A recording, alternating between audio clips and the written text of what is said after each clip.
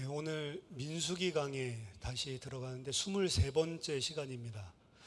그 전에 22번째 강해를 12월 28일 날 했더라고요.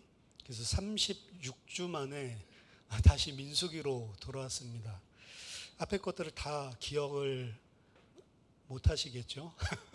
그래서 14장에 있는 내용들, 지난 마지막 시간에 했었던 내용들을 약간 간략하게 말씀드리고 오늘 본문 가지고 또 말씀드리도록 하겠습니다. 14장의 배경은 사실은 1장에서 하나님의 백성들을 계수하는, 그래서 민수기 넘버스라고 하죠. 계수했었던 그 사람들을 가지고 이제 하나님께서 드디어 가나안 땅을 향해서 진군을 하십니다. 근데 진군하자마자 곧바로 그들이 배역하고 죄악을 행하는 일들이 일어나죠. 처음에는 제사장의 아들부터 문제를 터뜨리고, 그리고 나중에는 온 회중들까지도 다 반역 가운데 가담해서 캠프 자체가 진영 자체가 전부 다 배역한 이런 것들을 계속 보여주다가 오늘 클라이막스가 사실은 13장 14장에 있는 이스라엘의 배역입니다. 그 죄악 가운데서도 하나님께서 마침내 그들을 끌고 가나안 땅에 왔는데 12지파의 그 지도자들이죠. 40일 동안 정탐하고 와서 그 땅에 대해서 악평을 합니다. 그래서 가데스 바네아, 바로 가나안 땅 입성하기 앞서 있는 가데스 바네아 평지에서 12정탐꾼들을 보내고 그들의 보고를 받는데 그들은 처음부터 악평한 것은 아니었습니다. 우리가 실제로 가봤더니 젖과 꿀이 흐르는 땅이고 그곳에 실과가 엄청나더라. 그리고 그곳에는 강한 그 주민들은 상당히 강하더라. 그 중에는 심지어 안악자손도 있더라. 이 정도만 보고를 했었거든요. 근데 그 보고를 한 결론이 뭐냐면, 그래서 그들이 너무 강하고 거인 족속인 안악 족속도 있으니 들어갈 수 없을 것 같다라는 보고인데 그나마 좀 객관적으로 한 것입니다. 사실상 이스라엘이 그 주민보다 강하지 못하고요. 그리고 거인들도 있었고 성읍이 견고했기 때문에 어렵다는 것은 분명히 맞는 것입니다. 근데 그곳에서 끝난 것이 아니고 그렇기 때문에 못하다고 하는 거 있죠? 사실 그게 문제입니다. 왜냐하면 그럼에도 불구하고 하나님이 언약하셨으므로 우리를 그 땅에 들이실 것이다 라고 현실을 정확하게 봤지만 현실보다도 하나님의 언약, 말씀을 붙든 그 고백이 나와야 되는데 자신들의 현실밖에 못 보는 거죠. 거기에 대해서 갈렙이 아니다, 주님께서 여호와께서 우리랑 함께 하시면 우리는 차지할 수 있다, 우리는 분명히 올라가서 취할 것이다, 올라가자라고 이야기를 하죠. 그랬더니 이제 그 다음부터는 완전히 불신앙으로 갈렙의 말을, 사실 이 말을 들었을 때 우리들이 좀 불신앙을 했구나, 갈렙의 말대로 주님의 말씀을 붙들어야 되겠다, 돌이켰으면 아무 상관이 없는 것입니다.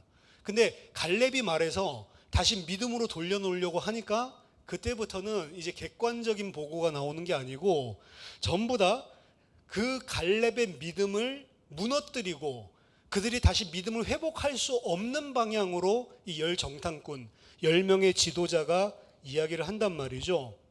그 땅에 대해서 악평을 하기 시작하고 객관적인 것이 아니고 이제는 불신앙의 말을 본격적으로 시작합니다. 그 땅을 어떻게 악평하냐? 거주민들을 삼켜 죽이는 땅이다. 사실은 이게 가짜잖아요. 그 주민들이 강하다면서요. 근데 그 땅에 살면 그 땅은 그 거주민을 삼켜버리는 땅이래요. 이미 벌써 객관적이지도 않고 합리적이지도 않죠. 그리고 이제 말이 바뀝니다. 그 땅의 모든 백성이 다 신장이 장대한 거인들이다. 원래 안악자손은 거인 족속의 족속이 맞습니다. 근데 아까 전에 처음에 객관적으로 했던 보고가 사실은 안악자손만을 언급했지 모든 족속들이 다 거인이다 이런 말을 안 했거든요. 근데 이제 과대 포장하기 시작하죠. 아니다, 그 땅은 우리가 절대로 차지할 수 없다. 그 땅의 모든 주민들은 다 신장이 거대한 거인들이다. 그리고 안악자손도 그냥 안악자손이다 하지 않고 네피림의 후손인 안악자손들이다. 우리들이 그들을 봤을 때 너무 거대하고 너무 장대해서 우리 자신이 스스로를 보기에도 메뚜기 같았다. 그러면서 또 하나 추정을 합니다. 그들이 우리를 보기에도 메뚜기 같이 보였을 것이다. 이거 지금 없는 이야기들을 다 하는 거죠.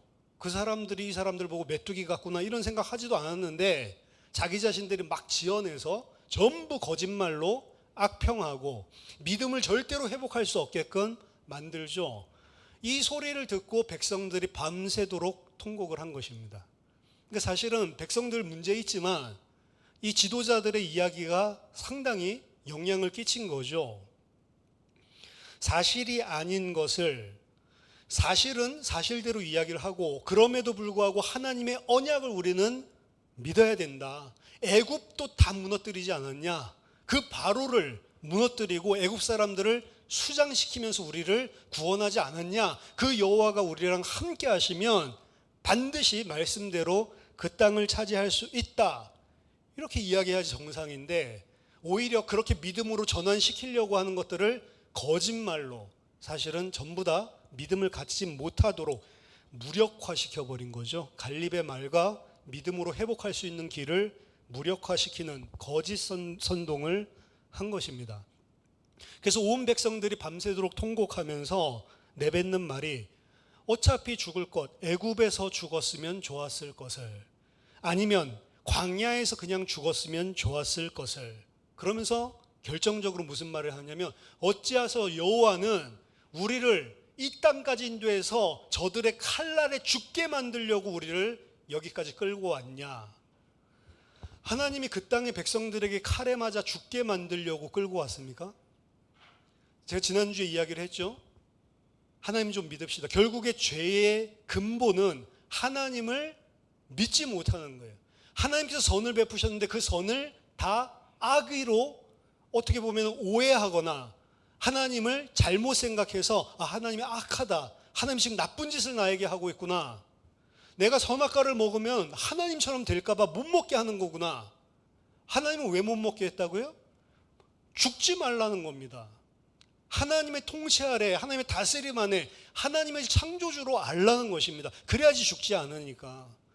선악과를 먹지 말라는 하나님의 방점은 죽지 말라. 여기에 있는 것인데 어떻게 생각했다고요? 저거 먹고 내가 하나님처럼 될까봐 속였구나.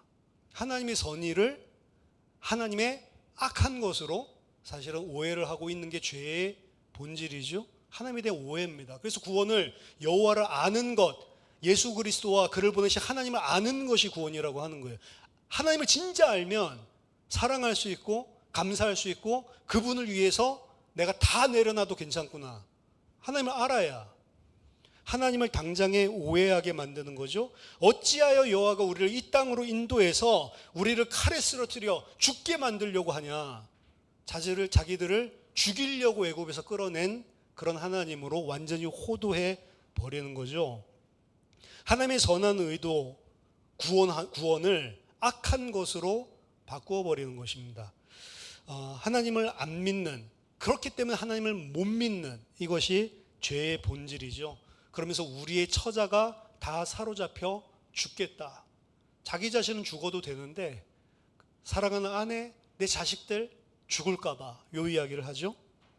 그러면서 결론, 우리가 새로운 지휘관을 세우고, 하나님이 세운 지휘관은 말하자면 모세입니다.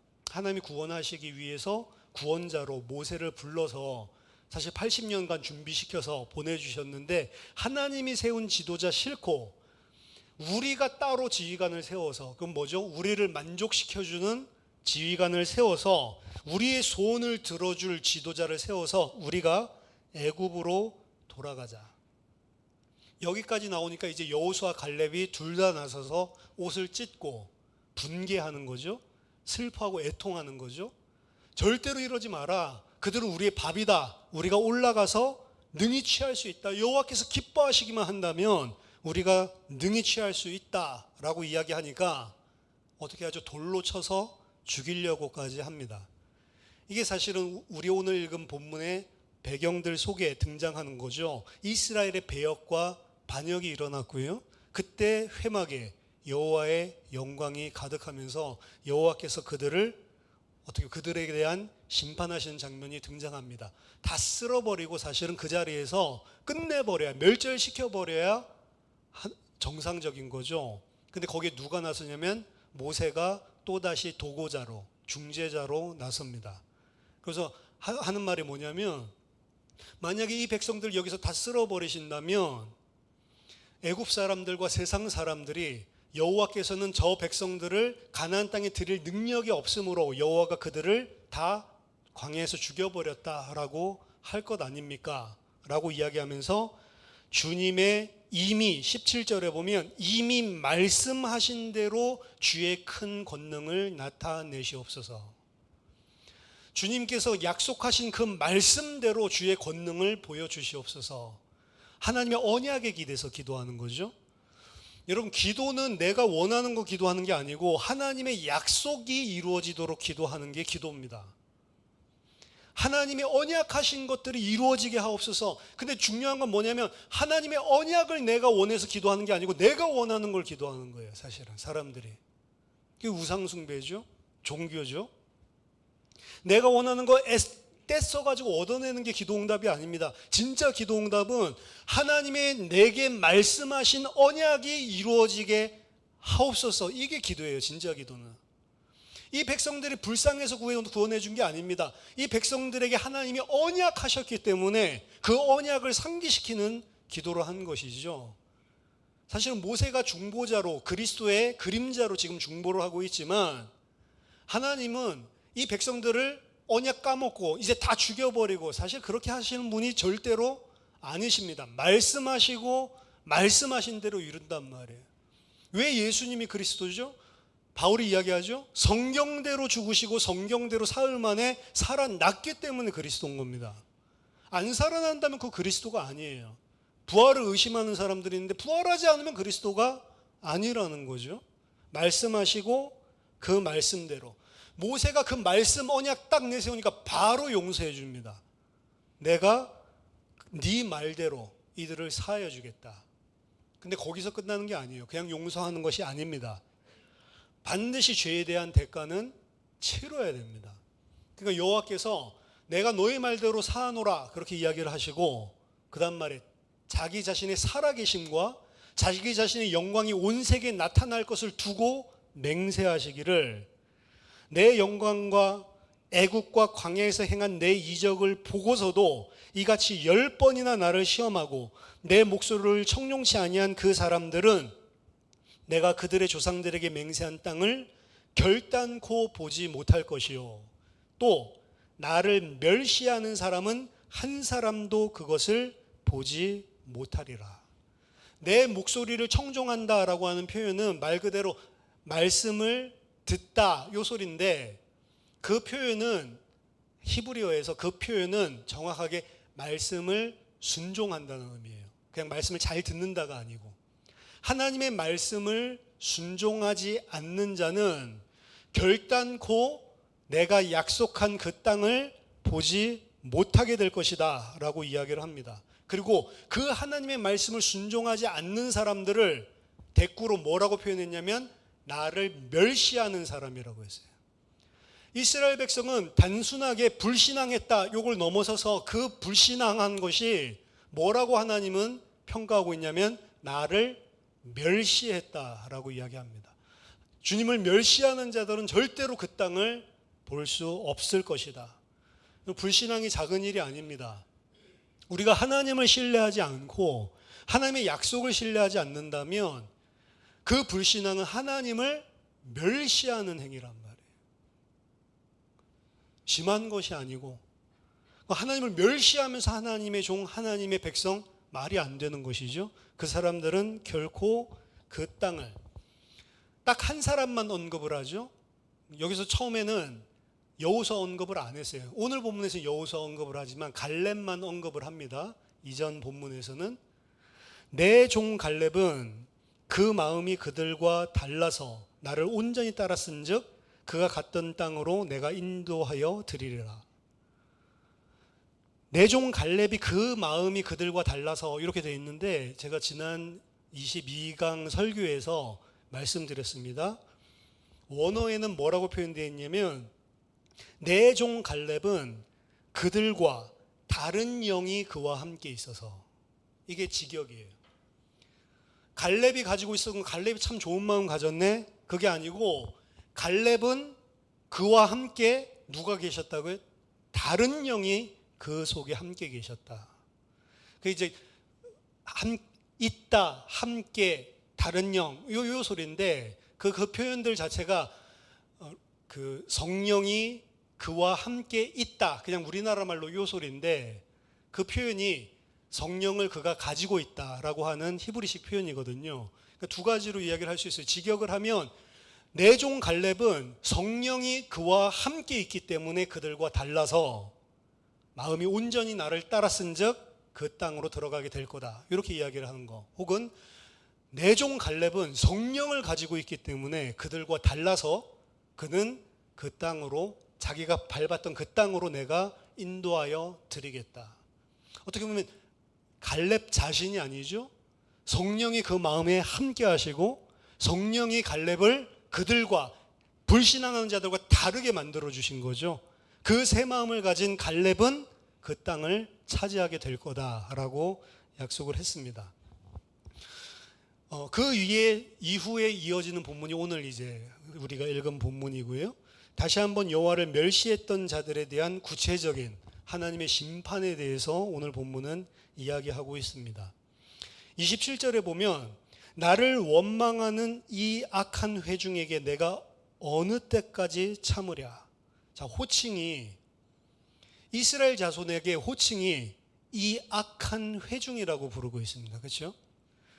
이스라엘 자손이 나를 향하여 원망하는 바 그 원망하는 말을 내가 들었노라. 분명히 이스라엘 자손인데 그 이스라엘 자손을 이 악한 회중이라고 표현하고 있고요. 35절 마지막에서도 모여 나를 거역하는 이 악한 온 회중에게 내가 반드시 같이 행할 것이다. 이렇게 이야기를 하죠. 하나님의 백성입니다. 하나님이 어떻게 보면 유월절 어린 양의 피, 자기 독생자의 피를 흘리면서 그들을 구원해내신 자들입니다. 근데 그들이 악한 자들이라고 지금 선언하는 거예요. 그리고 그들은 그 새 땅을 밟지 못하게 됩니다. 이거 어떻게 보면 아담 이야기랑 똑같은 거예요. 아담도 하나님의 형상이고 하나님의 아들이었거든요. 지으시고 심히 좋아했습니다. 아담을 쳐다보고. 근데 그 아담을 보고 아담을 죄를 짓고 나서 떠나고 난 이후에 창세기 3장 19절에 너는 흙이니 흙으로 돌아갈지니라. 아담은 흙이 아닙니다. 그렇죠? 아담은 하나님의 아들이란 말이에요. 하나님의 형상이란 말이에요. 근데 그 아들을 향해서 너는 흙이 되어버렸구나 라고 이야기하는 거예요. 사실 굉장히 슬픈 이야기입니다. 여러분들에게 만약에 이 악한 종아 마지막 심판 때에도 주님이 자기 자신을 주여 주여 하면서 따라왔지만 구원받지 못한 자들 할 때 뭐라고 이야기하죠? 이 악하고 게으른 종, 이 악한 종아. 지금 이 선포로 선언을 하고 있는 거예요. 이스라엘 자손인데 그들에게 너희는 악한 회중이다 라고 이야기를 하는 겁니다. 사실 이 호칭 하나 가지고만 해도 이들이 진짜로 하나님 앞에 울면서 슬퍼야 되는데, 그렇죠? 두 번째로 이들에 관한 심판의 내용은 이들이 말했던 그대로, 그들이 행했던 그대로 하나님께서 갚아주신다는 것입니다. 나를 향하여 원망하는 바, 그 원망하는 말을 내가 들었노라. 너희 말이 내 귀에 들린 대로 내가 너희에게 행할 것이다 라고 이야기하고, 그들이 불신앙한 말, 그들이 한 악한 말 그대로를 사실은 어떻게 보면 그들에게 대한 심판으로 되갚아주고 있는 것들을 우리가 본문에서 볼 수 있죠. 14장 2절에서 우리가 광야에서 죽었다면 좋았을 것을 이렇게 이야기하니까 너희 시체가 오늘 29절에 이 광야에서 엎드려질 것이다. 광야에서 죽는 게 그렇게 좋냐? 가나안 땅에 들어가는 것보다, 내 언약을 믿고 나와 함께 그 땅에 들어가는 것보다 광야에서 죽는 게 좋냐? 그렇게 해주겠다라고 하는 거죠. 두 번째로 그 땅을 악평하고 그 땅을 절대로 취할 수 없다. 어찌하여 여호와가 우리를 그 땅으로 인도하여 칼에 망하게 하려 하는고? 라고 했었던 그들을 그 땅을 절대로 결단코 그 땅에 들어가지 못할 것이다 라고 이야기를 합니다. 여호수아 갈렙을 제외하고는 결단코 내가 맹세한, 너희 조상에게 맹세한 그 땅에 들어가지 못할 것이다. 왜? 사실은 불신앙이지만 그들이 믿는 그대로 되는 거예요. 그들이 뱉은 말도 중요하지만 그들이 말을 안 맺는다고 안 되는 게 되는 게 아닙니다. 어떤 사람은 제가 설교들 이거 좀 참고를 해보니까 대부분 말 조심해라 이 이야기인데 맞습니다. 근데 말만 안 한다고 됩니까? 말이 아니고 그 속에 있는 것입니다. 사실은 그 속에 있는 것이 겉으로 나왔을 뿐이죠. 그들 속에 가지고 있는 믿음대로 그대로 되는 거예요. 어떻게 보면 믿음대로 된다는 게 무서운 것입니다. 저희 가문의 가훈이 네 믿음대로 되리라 이거거든요. 옛날에는 막 이 안방에다가 이거 막 써놓고 이렇게까지 했는데 내 믿음대로 되리라.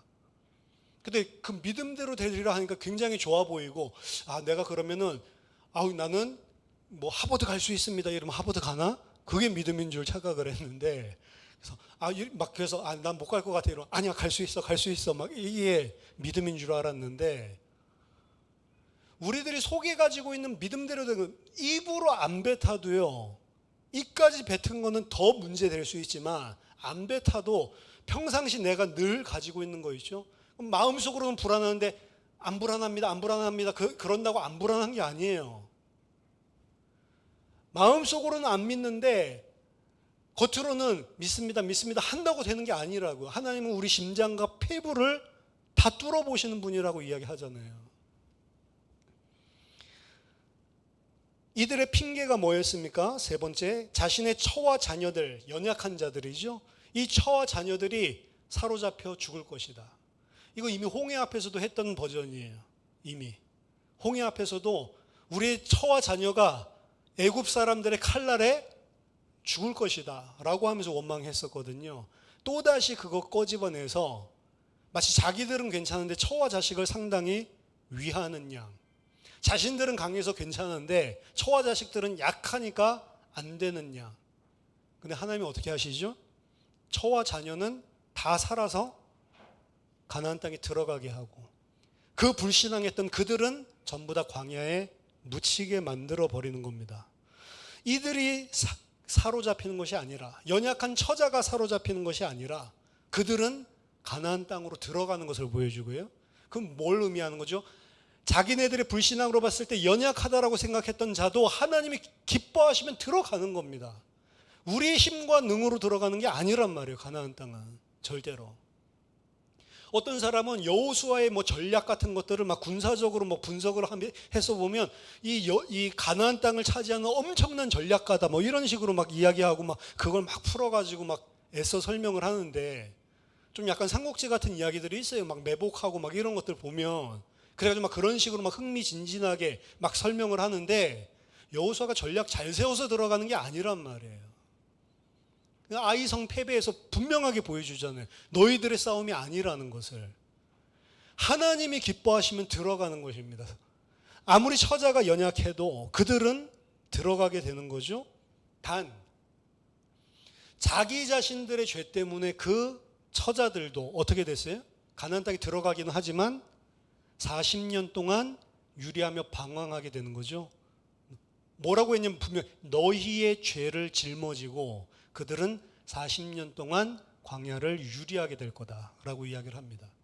자기 자신들의 죄 때문에 자기 자신들이 그렇게 위한다고 했었던 처자들까지 고생시키는 거죠. 말하자면 여러분 자신이 가지고 있는 불신앙, 내가 사랑하는 사람들을 위해서 가지고 있는 불신앙이 그들을 오히려 어떻게 만들어요? 더 하나님의 진짜 응답을 누리지 못하도록 만들어버린다고요. 내가 잘 믿으면 어떻게 돼요? 자기들이 그렇게 아끼는 처자들도 하나님의 복을, 하나님이 주신 응답을, 언약을 누릴 수 있게 되는 건데, 내가 불신앙하면 어떻게 돼요? 그들을 위한다고 지금 하는 말인데, 이 처자들 어떻게 하지? 자기들은 처자들을 위한다고 하는 말인데, 그 불신앙이 어떻게 만들어요? 처자를 죽여버리는 거예요, 사실은. 그들의 불신앙의 말이 그들의 자녀를 40년간 고생받게 만듭니다. 그리고 네 번째로 그들이 정탐한 40일의 근거에서 심판을 내리시죠. 정확히 사실은 38년인데 이 40년이 아니고 38년 동안 광야에서 유람에 방황하게 되는데, 하루를 1년으로 환산해서 40년간 너희의 죄악을 질지니 너희가 나의 싫어버림을 알리라. 하나님이 싫어한다, 하나님이 너의 대적됨을 알리라, 이 소리예요. 하나님을 싫어하고 하나님을 불신앙하면, 영어 성경에서 훨씬 더 정확하게 있거든요. 내 어퍼지션, 내가 너희를 대적하는 자, 내가 너희를 반대하는 자가 되는 것이 어떤 것인지를 너희들이 알게 될 것이다. 여러분, 불신앙하는 자는 하나님이 우리의 대적자가 된다니까요. 우리 성경에서 주님이 나랑 함께 하신 그 누가 나를 대적하리오라고 했는데, 그 주님이 나를 대적하면 누가 그걸 막을 수가 있어요, 사실은. 불신앙 무서운 것입니다. 불신앙의 말 안 하더라도 불신앙 자체, 불신앙은 뭐죠? 하나님을 믿지 못하는 거예요. 하나님의 말씀을 믿지 못하는 것을 불신앙이라고 하는데, 그것은 하나님을 나의 대적으로, 나를 반대하는 자로 만들어 버리는 것입니다. 그리고 나서 오늘 36절에서 38절까지는 즉각적인 10명의 정탐꾼들에게 대한 심판이 내려지게 되죠. 다른 사람들은 40년 동안 순차적으로 어떻게 보면 심판을 하시는데, 이들 10명, 이 10명은 누구죠? 온 회중으로 하여금 여호와를 대적하게 만들도록 선동했던 사람들. 돌이킬 수 있는 믿음이 나왔을 때 오히려 그것을 차단시켜버리고, 그 말씀까지도 사람들이 듣지 못하도록 거짓말까지 섞어가지고 백성들을 설득시켰던 사람들. 무슨 억한 심정을 가졌길래 지도자들이 그렇게까지 합니까? 거짓말까지 섞어가지고 다시 믿음 회복하려고 하는 것을 죽여버렸단 말이죠. 야, 이런 놈들이 있을 수가 있나? 라고 하지만 오늘도 마찬가지입니다, 여러분. 교회가, 오늘날 한국교회가 막 이렇다 저렇다 말이 많지만 뭐 때문에 그러냐? 악한 말들이 설교 강단에서 흘러나와서 그런 거예요, 사실은. 누구 잘못이죠? 새신자가 잘못합니까?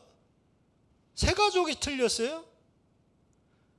목사가 제일 잘못된 거예요. 목사가 가짜를 가르치잖아요. 가짜 믿음 들어가게.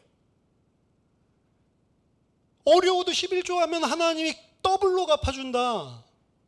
11조 왜 해요? 더블로 받으려고. 그거 11조예요? 11조는 끝났다, 11조 끝났다 안 끝났다 그런 말도 할 필요가 없어요. 11조의 진짜 개념은 내 것이 아니고 하나님 것입니다 라는 거예요. 그거는 11조를 했다 안 했다 이 율법적인 행위를 떠나서 신자가 가지고 있어야 되는 기본적인 믿음이에요. 내 겁니까? 내 거 아닌데 내 것처럼 우리들은 움켜쥐고 살잖아요, 사실은. 그 부분을 갖다가 하나님 앞에서 다 하나님 겁니다 고백하는 게 11조입니다. 10분의 1을 바치면서도 그 믿음이 없으면 그 11조가 아닌 거예요, 말하자면. 11조 다 폐지됐다라고 하면서 자기는 전혀 하나님 것을 인정하지 않고 자기 것처럼 생각하고 쓰고 있는 사람, 그 사람도 틀린 거예요. 그것도 믿음 아닙니다. 그래서 어떤 면에 봐서는 둘 다 틀렸어. 맞는 말 하면서도 틀렸고 틀린 말 하면서도 틀렸고. 뭐만 가지지 못하게 해요? 신앙을 가지지 못하게 한다니까요. 뭐가요? 설교 말씀이. 기복신앙, 철저한 우상숭배입니다. 그거는 하나님께 내가 뭘 해가지고 복 받으려고 하는 심보. 제가 그 이야기했죠. 먼저 그의 나라와 그의 의를 구하라. 그것도 왜 한다고요? 그러면 이 모든 거 더해주니까. 그 심보를 가지고 있는 게 맞냐고요. 근데 그거 조장하는 설교 많습니다. 여러분, 그의 나라와 그의 의를 먼저 구해보세요. 그럼 하나님이 이 모든 거 어떻게 더해주시는지 보시기 바랍니다. 이렇게 해놓고 뭐 건축이다 뭐 했을 때 헌신한 사람인데 갑자기 벼락부자 됐어. 그러면 간증 세운다니까요. 맞아요? 그게 오늘 이 열 정탐꾼들이 하고 있는 거예요. 리더들이 믿음 좀 가지려고 하는 사람을 다시 우상숭배자로 바꿔놓고 있다니까요. 성경들 가지고 세상에서 하는 이야기들 하는 게 너무 많아요. 요셉 가지고도 청년들 메시지 많이 하죠. 청소년들 메시지. 뭐예요 내용이? Boys be ambitious. 소년이여 야망을 가져라. 아예 설교 제목도 그렇게 했어요. 하나님 앞에서의 큰 야망. 그래서 큰 꿈을 품으래요. 어렸을 때 안 될 것 같아도 이렇게 이루어 주시지 않냐. 요셉이 큰 꿈을 품었어요. 요셉의 이야기는 요셉이 품은 큰 꿈이 이루어지는 게 아니고 요셉에게 주신 하나님의 약속이 그대로 성취되더라. 사실 그 이야기입니다. 내가 원하는 걸 이루어준 게 아니고 요셉에게 향하신 하나님의 계획이 요셉 수준과 상관없이 그대로 이루어지더라. 그거 보여주는 거 아니에요? 무슨 내가 큰 꿈을 꿔요. 민수기 14장 36절 38절 보면 모세의 보냄을 받고 땅을 정탐하고 돌아와서 그 땅을 악평하여 온 회중이 모세를 원망하게 한 사람 곧 그 땅에 대하여 악평한 자들은 여호와 앞에서 재앙으로 죽었고 그 땅을 정탐하러 갔던 사람들 중에서 오직 눈의 아들 여호수아와 여분네의 아들 갈렙은 생존하니라. 12명 중에 딱 2명. 근데 더 크게 보면 12명 중에 2명이 아니었죠. 60만 명 중에 2명. 여러분 60만 명 중에 2명만 가나안 땅 들어갔다는 사실을 명심하시기 바랍니다. 구원받은 사람이 많습니까? 예수님 적다고 하는데요. 그래도 요한계시록에 보면 막 어마어마한 군중들이 있는데요. 근데 좁은 길이고 찾는 자가 많지 않다, 적다, 거의 없다라는 표현이에요. 사실은 좁은 길을 찾는 자가 거의 없다라고 이야기를 했어요. 왜? 좁고 협착해서 찾을 수가 없기 때문에. 그래서 사람들은 다 보이는 넓은 길로 간대요. 고생하면서 간다는 게 아닙니다. 진리를 발견하지 못하고 어떻게 된다고요? 다른 사람은 다 하는 대로 한다고요. 그러니까 교회도 종교로 변질되는 거예요. 계속해서. 왜? 다른 종교들이 다 하는 대로 사람이 생각하는 대로 조금씩 들어오면 처음에 아무것도 아닌 것 같은데 10년 지나면 다른 종교 돼 있어요.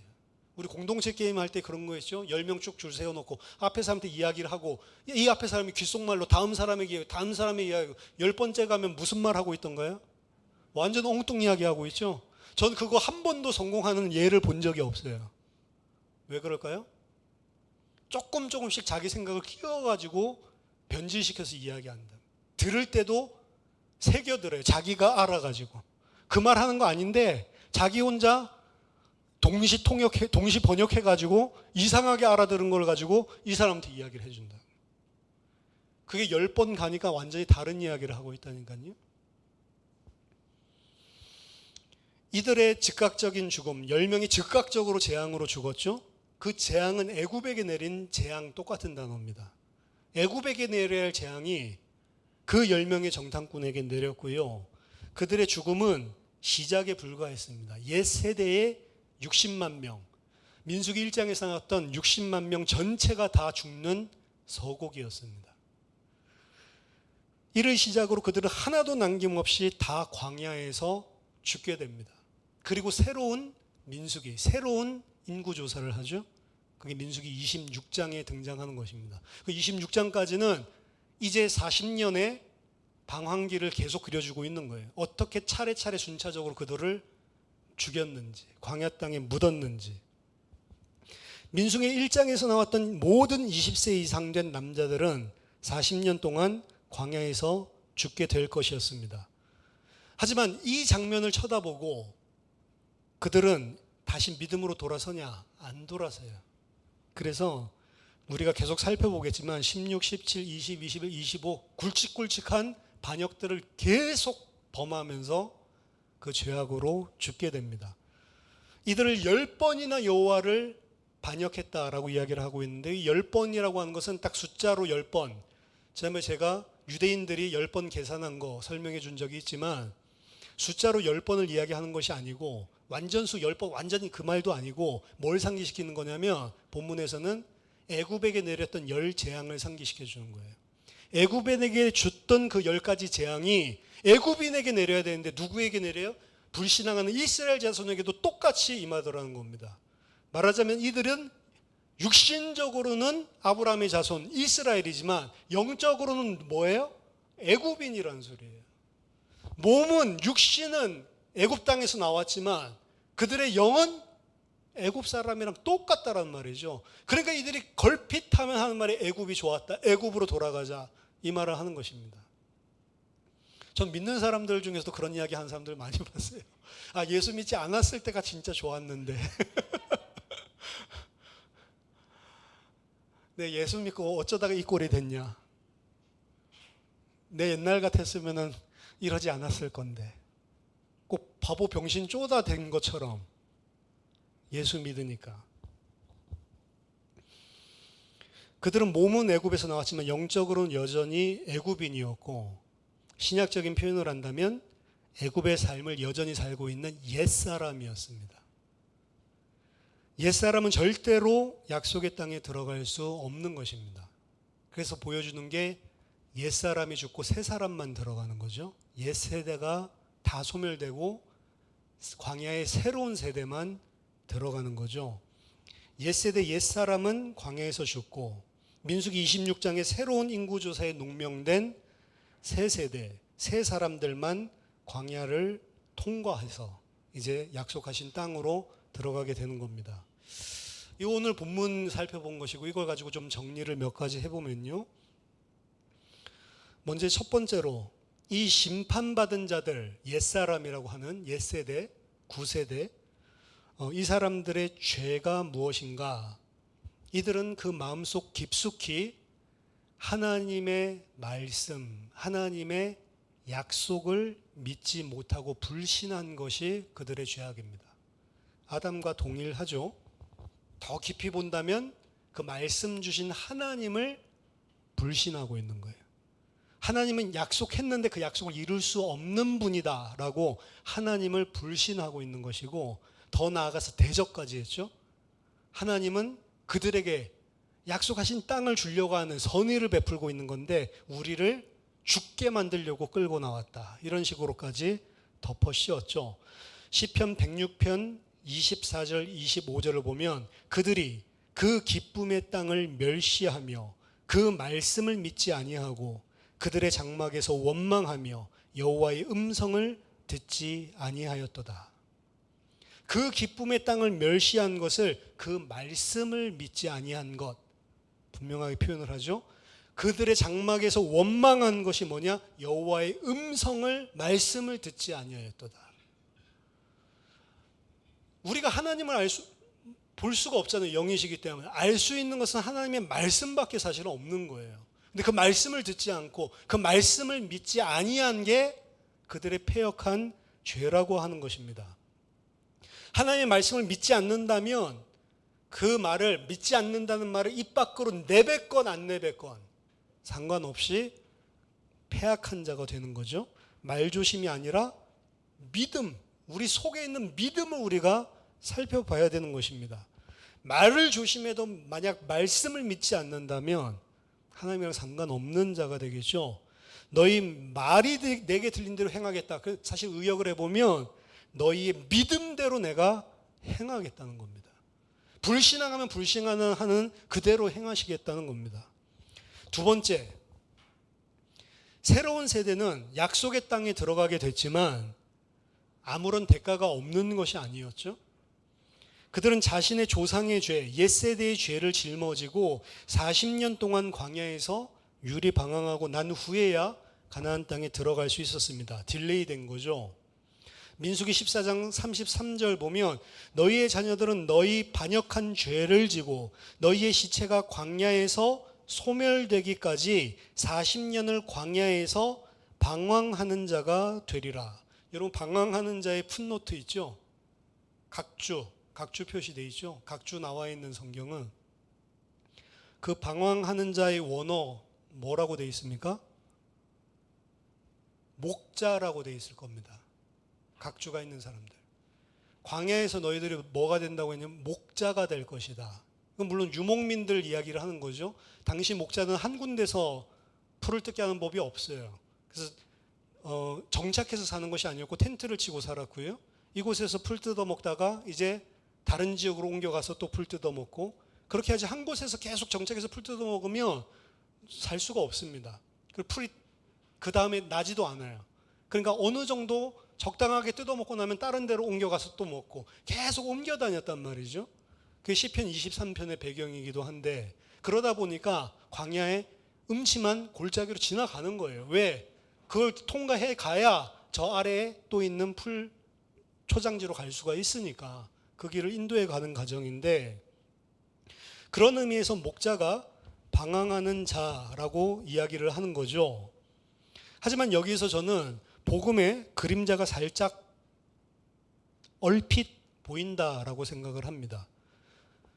새로운 세대가 그 땅에 들어가는 것은 목자가 그들의 죄를 짊어지고 그들의 죄를 대신 담당했기 때문에 들어가는 것입니다. 그래서 여기서도 보면 그들의 죄를 지다라고 하는 표현이죠. 이사야서 53장과 똑같은 표현입니다. 그들의 죄를 대신 지는 목자, 그분이 있었기 때문에, 그 과정이 있었기 때문에 그들이 들어갈 수 있는 것이다. 물론 이 자체는 새 세대들이 짊어지는 것을 이야기하지만 그 목자라는 단어 안에서 복음의 그림자를 살짝 볼 수 있는 것 아닌가. 우리들이 새로운 세대가 되었기 때문에 그곳에 들어간다. 우리는 새 마음을 품었기 때문에 그곳에 들어간다. 거기에 반드시 목자의 대가가 있습니다. 십자가의 대가 없이는 절대로 들어갈 수 없는 겁니다. 그러니까 요즘 이단들 중에서는 계속 대속의 의미를 퇴색시켜버려요. 내가 깨닫고 내가 진리를 알면 그리스도가 되는 것처럼 이야기합니다. 여러분들이 백날 깨달아봤자 그리스도 안 됩니다. 하나님이 우리를 그리스도처럼 아들처럼 대우해 주는 거지 우린 절대 하나님 안 된다니까요. 하나님의 아들이라고, 하나님의 형상이라고 대리 통치권자로 하나님의 아들로 세워놨더니 죄가 뭐예요? 내가 하나님인 줄 알아요. 우리는 예수 믿고 하나님 되는 거 아닙니다. 예수 믿고 하나님도 아니고 하나님의 아들도 아닌데 그리스도도 아닌데 하나님의 형상으로 그리스도로 하나님의 아들로 대우해 주시는 거예요. 한갓 먼지를. 그거 못 깨달은 게 창세기 3장이잖아요. 근데 뭐 우리가 진리를 깨달으면 나나 그리스도나 똑같다고요? 말도 안 되는 소리. 그걸 보고 이단이라고 하는 겁니다. 암만 깨달아도 여러분 하나님 될 수 없습니다. 근데 종교의 목적은 내가 하나님 되는 거예요, 사실은. 뉴에이지랑 뭐가 다릅니까? 세 번째, 그래서 구원의 여정이라는 것은 옛사람을 벗어버리고 새 사람을 입는 것입니다. 그거를 광야 40년이라고 이야기하고 이 땅에서의 광야 교회라고 이야기를 하는 것입니다. 그래야만 약속하신 새 땅에 들어갈 수가 있는 겁니다. 그럼 여러분들이 이 땅에 살면서 신앙생활이라는 건 뭐냐? 옛사람을 벗어버리고 새 사람을 입는 거예요. 다 벗어버렸습니까? 안 벗어버렸단 말이에요. 계속 하나님 앞에 내려놓고, 내가 내려놓을 수 없죠. 하나님 은혜에 간구하고, 그러면서 뭘 깨달아요? 나는 스스로 할 수 없는 자입니다. 하나님의 도우심으로만 살 수 있는 피조물입니다. 원래부터 피조물이기 때문에 피조물의 자리로 자리매김을 다시 돌아가는 게 어떻게 보면 구원의 과정입니다. 억울할 것도 없는 거죠. 주님이 이 땅에서 구원받은 그의 백성들을 위해 하시는 일은 옛사람을 벗어버리고 새 사람을 입도록 계속 말씀으로 우리를 인도하시고, 사건들을 통해서, 만남을 통해서, 어려운 일을 통해서, 좋은 일을 통해서 뭘 만들어? 하나님의 백성으로 만들어가는, 새하늘과 새 땅에 살 수 있는 자로 만들어가는 것입니다. 네 번째, 개인 신앙생활과 교회 신앙생활에 있어서 주시는 본문의 말씀도 분명히 있습니다. 불신앙의 말에 대한 거. 너무 이쪽에 편중된 걸 제가 아까 전에 약간 비판을 했지만 그 부분에 대한 것도 분명히 존재하는 것입니다. 사실은 어떤 의미에서 마음속으로 품고 있을 때에도 문제지만 그걸 입으로 내뱉을 때는 어떻게 되면 나만 문제가 아니고 영향을 끼친다는 거거든요. 그 10명의 정탐꾼들이 꺼낸 그 불신앙의 말이 온 회중들에게 영향을 끼치는 거거든요. 그러니까 개인적인 신앙생활에서도 그렇지만 이게 공동체적인 신앙생활에서도 사실은 말이 문제가 되는 겁니다. 교회 안에 왜 문제 있습니까? 말이에요, 말. 배려하지 못하고 용납하지 못하고 내 생각대로 이야기를 하죠. 심지어는 내 생각대로 나에게 유리하게 말하는지도 몰라요. 그게 아예 체질이 돼 있어서. 그래서 말 많이 하지 말라는 겁니다. 실수하지 않으려면, 실수 안 할 자신 있으면 막 말하시고요. 나는 보니까 좀 약간 부족하다. 그럼 말을 많이 하지 않으면 돼. 10번 할 거 한 번 하라고 제가 이야기를 하잖아요. 아, 이제 한 번 할 때가 됐다. 말하지 마시고 새겨서. 뭘 새기냐? 이 말이 신앙을 주는 말인가? 이 말이 살리는 말인가? 근데 제가 이 말 많은 사람들 교회 안에 제가 많이 봐왔잖아요. 보면은 A라고 하는 사람이랑 B라고 하는 사람이 있는데 A라고 하는 사람이 B라고 하는 사람에게 뭔가 좀 나쁜 이야기를 하면 A라고 하는 사람이 아니야, B 그런 사람 아니야. 그런 식으로 생각하면 안 돼. 우리가 그래도 형제잖아. 이렇게 말 안 하고 어떻게 하냐면 그치, B가 좀 그렇지 이러면서 막 부추기고요.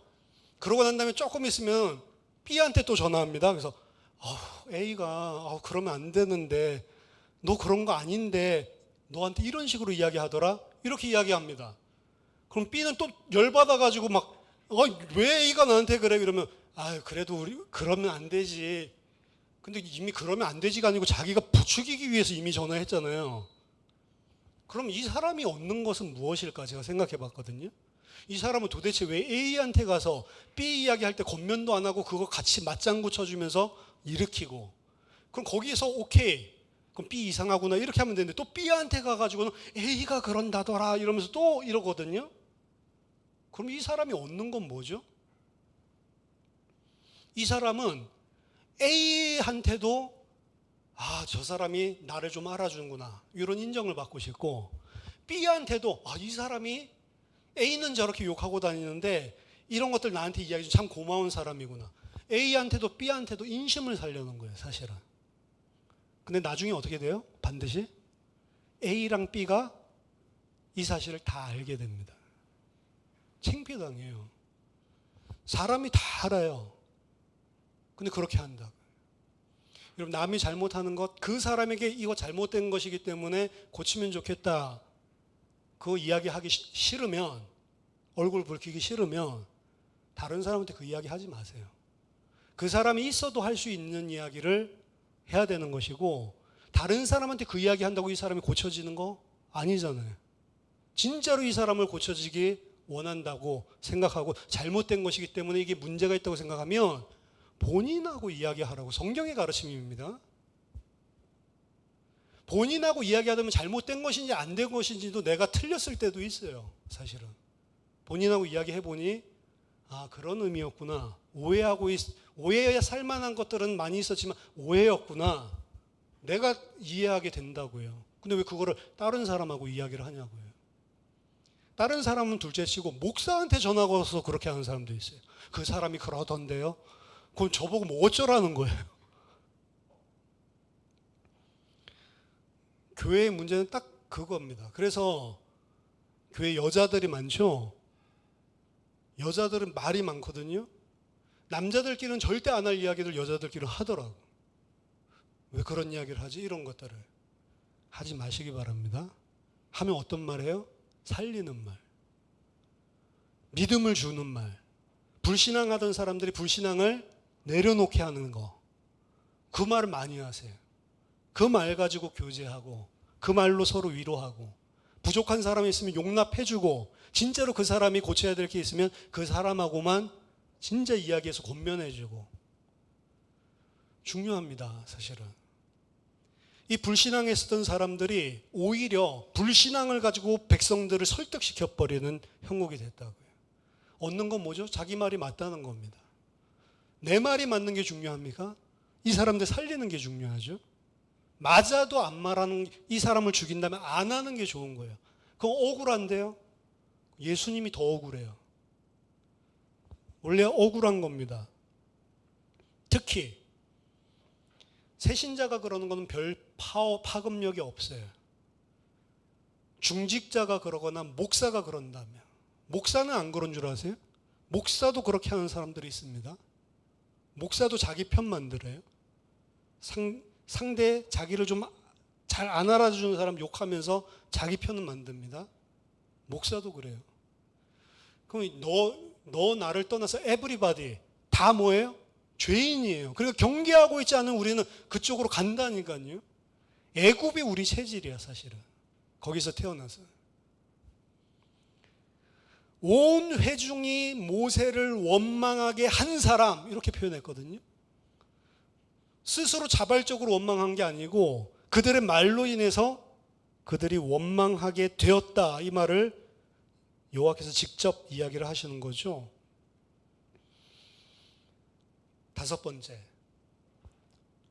20세 이상 농명된 자들, 계수한 자들, 민수기 1장에서 20세 이상 된 자들은 가나안 땅에 몇 명 들어갔습니까? 여호수아, 갈렙 두 사람? 두 사람 외에는 못 들어갔습니까? 단 한 사람도?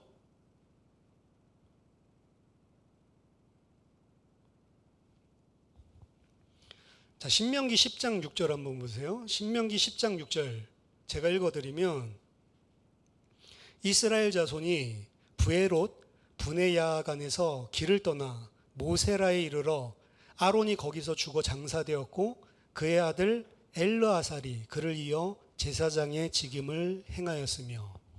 그러니까 아론이 죽고 난 다음에 아론의 아들 4명 이름이 나오죠. 근데 첫째 아들, 둘째 아들은 잘못된 불 드리고 뭐 하다가 죽어버렸고요.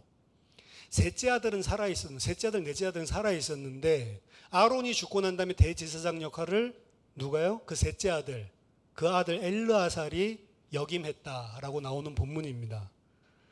근데 여호수아 17장 4절에 보면 그들이 제사장 엘르아살과 눈의 아들 여호수아와 지도자들 앞에 나와서 말하기를. 누가 등장해요? 여호수아서에 가나안 땅에서의 이야기입니다. 엘르아살 이야기가 나와요. 그럼 엘르아살 나이가 20세 이상이었을까요? 아니었을까요? 여러분, 민수기 1장에 20세 이상 기록된 자들 다 광야에서 죽은 거 맞습니다. 그런데요, 안 죽고 그때 20세 이상이었어도 가나안 땅 들어간 사람들이 있어요. 그 사람들이 누구냐? 레위 지파랑 제사장 지파입니다. 그들은 다 들어갔어요. 희한하죠?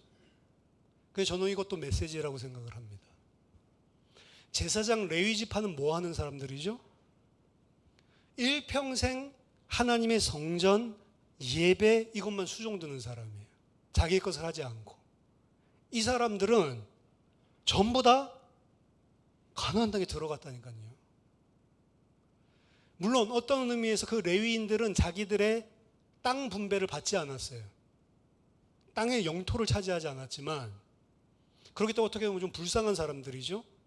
근데 그 사람들은 광야에서 그 민수기 1장에 농명된 자들이 당하는 재앙, 애굽인들이 당해야 되는 재앙, 그걸 당해서 죽은 게 아니고 묻힌 게 아니고요. 그들 중에는 엘르아살의 예에서 볼 수 있듯이 살아있었던 자들은 가나안 땅에 들어갔단 말입니다. 이게 사실은 우리에게 주는 또 영적인 의미일 수가 있어요. 저는 어떤 의미에서는 목사가 참 복된 거다, 이런 생각을 많이 합니다. 왜냐하면 목사는 해야 되기 때문에 말씀을 봐야 돼요. 기도를 해야 돼요. 수요일날, 주일날 예배 끝나면 당장 돌아가는 게 수요 예배 말씀, 요거 돌아가고요. 수요 예배 끝나면 당장, 지금 우리 금요 없으니까 당장 주일 예배 이거 돌아가고요. 금요까지 있으면은 3일, 이틀 이렇게 계속 돌아가는 거죠. 새로운 말씀을 계속 전해야 돼. 안 전하면 예배가 안 되니까. 그거 안 하면, 안식년을 제가 가져가지고 한 6개월 쉰다라고 하면 그때 그렇게 할까요? 절대 안 합니다. 저는 저를 잘합니다. 안 하게 돼 있어요. 제가 대학교 때 이 복음을 알고 나서 전도하고 말씀 전하고 이렇게 했는데 일주일에 말씀 전한 곳이 저랑 같이 성경 공부하는 거죠. 중고생도 있고 대학생도 있고 심지어 어른도 있고, 그때 대학교 3학년이었는데 성인도 저랑 같이 말씀 나눴거든요. 제 앞에 무릎 꿇고. 말씀 전할 때는 저는 내가 대학생 3학년이 아니고 하나님의 종으로 전한다라고 생각했기 때문에 꿇어 앉아도 그래, 꿇어 앉아서 말씀 받아, 그럼 되지, 속으로 그렇게 생각을 했어요. 왜? 나한테 무릎 꿇는 게 아니니까. 근데 그때 말씀 전한 게 적게는 8군데 일주일에, 많게는 15군데.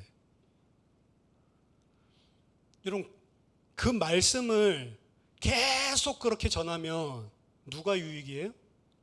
그 사람들은 한 번 듣는 거지만 나는 15번씩 말씀을 준비해가지고 내 입을 통해서 선포가 된다고요.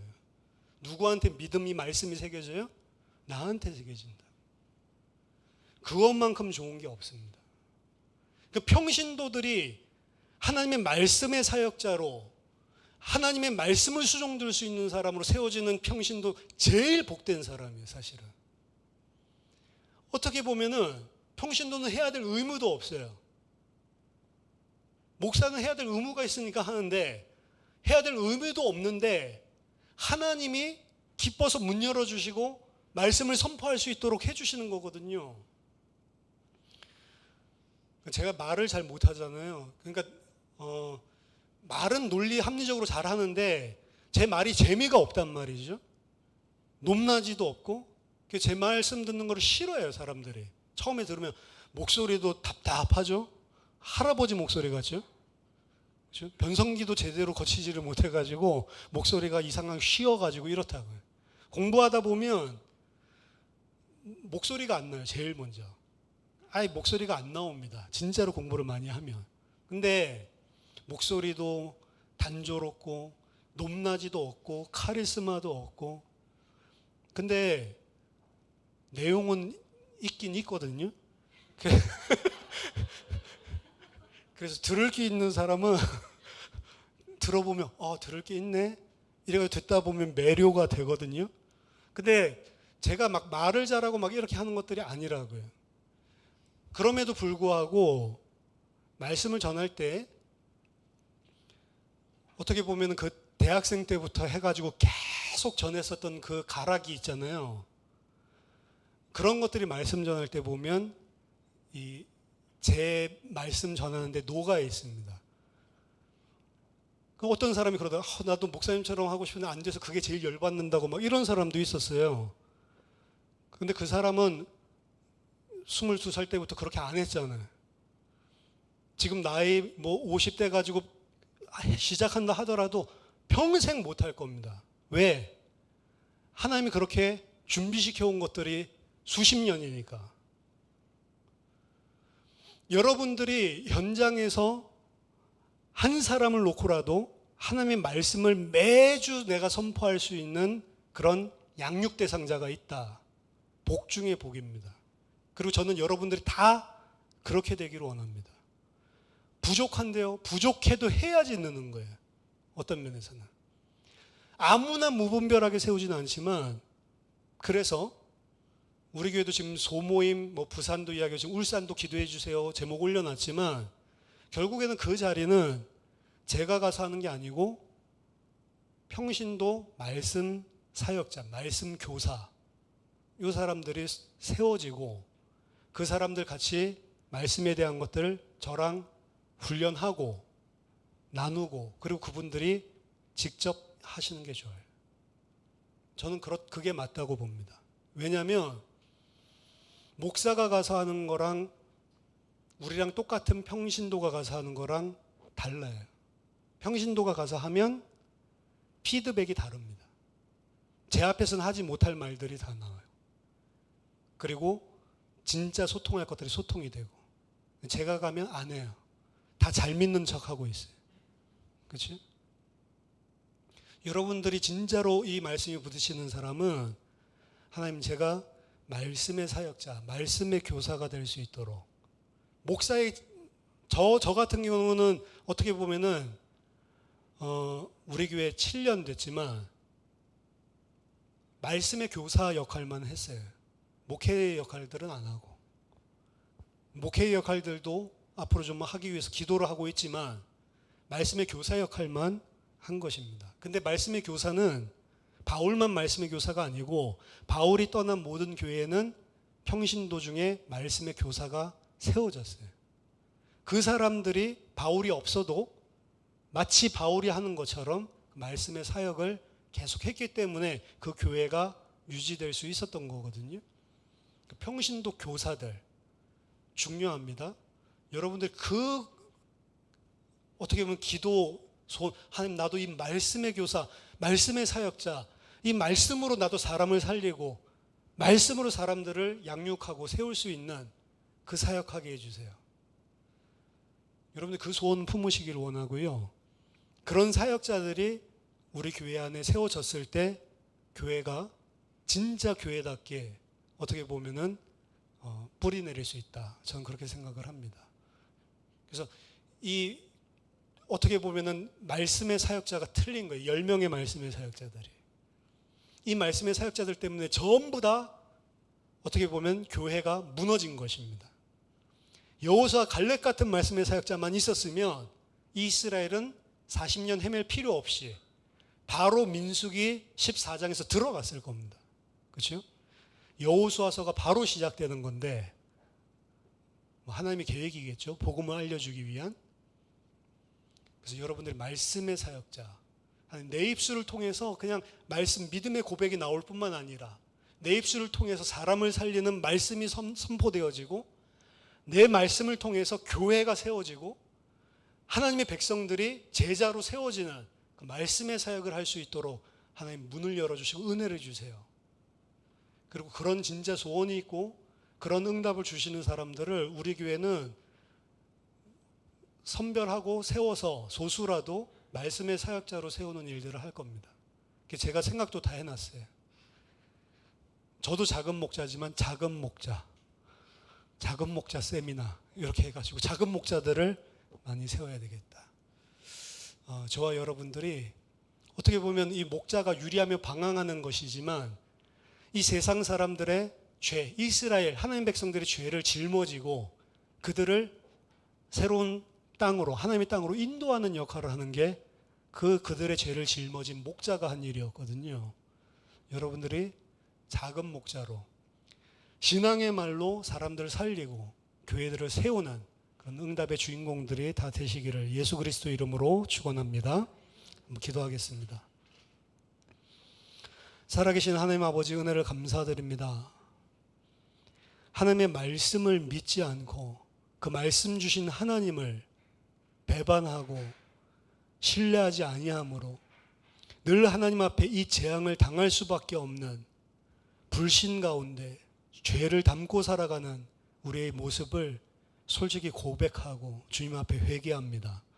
주님 우리를 용서하여 주시고 그 하나님의 신실하심과 그 사랑과 은혜를 풍성히 깨달아 알게 하셔서 그 하나님을 신뢰하고 그 하나님의 말씀에 내 모든 것을 다 내걸고 순종할 수 있는 주의 백성들 될 수 있는 은혜를 더하여 주시옵소서.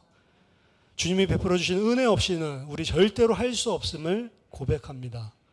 주님께서 이번 한 주간도 우리 가운데 성령으로 임하시고 함께 하셔서 우리 마음속에 하나님 믿음이 회복되게 하시고 우리가 살리는 말, 믿음의 말만 할 수 있는 말씀의 사역자로 하나님 말씀을 수종될 수 있는 교사로 다 세워질 수 있는 은혜를 더하여 주시옵소서. 우리 만나는 사람들이 복음을 듣게 하고 우리 만나는 사람들이 주의 말씀을 알고 진리로 세워질 수 있는 쓰임받을 수 있는 귀한 작은 목자들 되게 하여 주시옵소서. 예수 그리스도 이름으로 기도하옵나이다. 아멘.